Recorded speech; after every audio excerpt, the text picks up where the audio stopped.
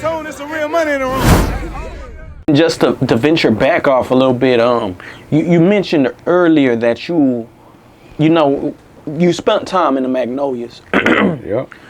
Somebody who was famous for coming out of the Magnolias was the brother Soulja Slim, late Soulja Slim. Right. Did you happen to know Soulja Slim? I knew Soulja Slim after the Magnolia. You know, like I'm older than them. I'm older than Juvie. I'm older than Magnolia, Soulja Slim, Magnolia Slim. I'm older than them. So when I lived in the project, this was like the early '70s. Like, you know what I'm saying? Like, you know, in that era, mid '70s, late '70s, I was in the project at that time. So I come up with some people that they may know that still lived in the project, but I didn't personally know them because, you know, if you 4 years older than somebody, like, you know, if I'm 8 years old, I'm not gonna really mess with a 4-year-old. Right. Or, you know, unless he's closely affiliated, like I know his brother, his mom, or something like that, that's probably why I would know that 4-year-old. But I wouldn't know that 4-year-old as my friend or my partner at that age difference. So that's like the gap between me and Juvie is 4 years. I'm quite sure me and Slim might be 6 years. You know what I'm saying? So I didn't know them personally when I lived in the project, but I knew them once they became rappers. What they became. Yeah. Well, I interviewed Turk, and Turk said, Hot Boy Turk, and Turk was basically saying like Magnolia Slim, as he called. Why do y'all call him Magnolia Slim? I'm noticing that because he ripped the Magnolia, like, you know what I'm saying. The Soulja Slim thing came when he got with No Limit, because you see, it's hard for somebody to call himself Magnolia Slim when P is Calio.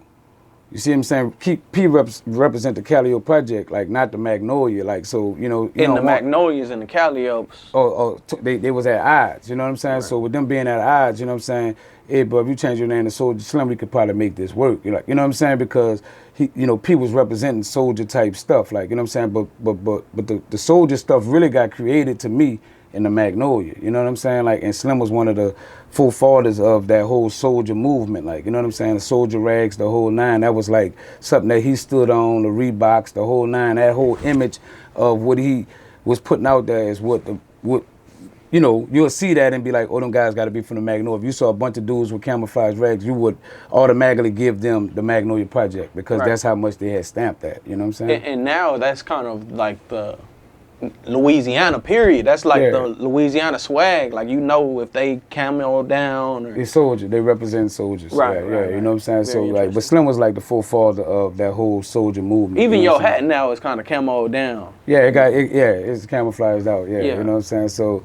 but yeah, that was, I give all that to Slim, bro. You know what I'm saying? And you know, he was like he was the face of it. You know what I'm saying? Like, he probably had other guys rocking it, doing it as well, and he, you know, never know. He could have got it from somebody he knew that we didn't know. But I'm talking about as a person that stamped it and made it official. Right. Got to give it to Soulja Slim. Well, Magnolia Slim. Magnolia Slim.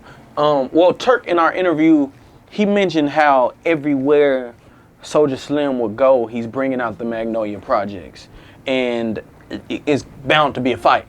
Right. You know what I'm saying? You mentioned he had the boot, and you said you knew him after, you know, he kind of made it into rap. What kind of person did you see that Soulja Slim was? He was cool, dog. Funny dude, joke a lot, you know what I'm saying? Real instigator. He'll be like, you know, bitch ass nigga, you know what I'm saying? You know, you gonna let him talk to you like that, like, you know, like instigate a lot of shit, you know, funny, you know what I'm saying?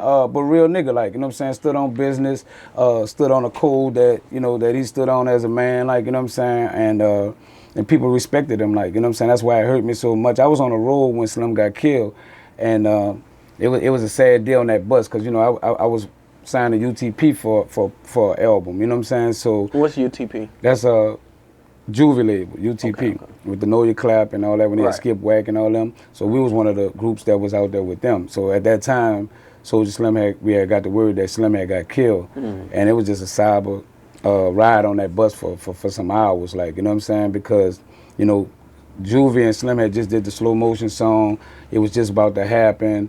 Slim was just about to get his opportunity to really go to the next level, like, you know what I'm saying? Like, you know, the game was about to change for Slim, you know what I'm saying? The world was about to hear him on a whole nother level.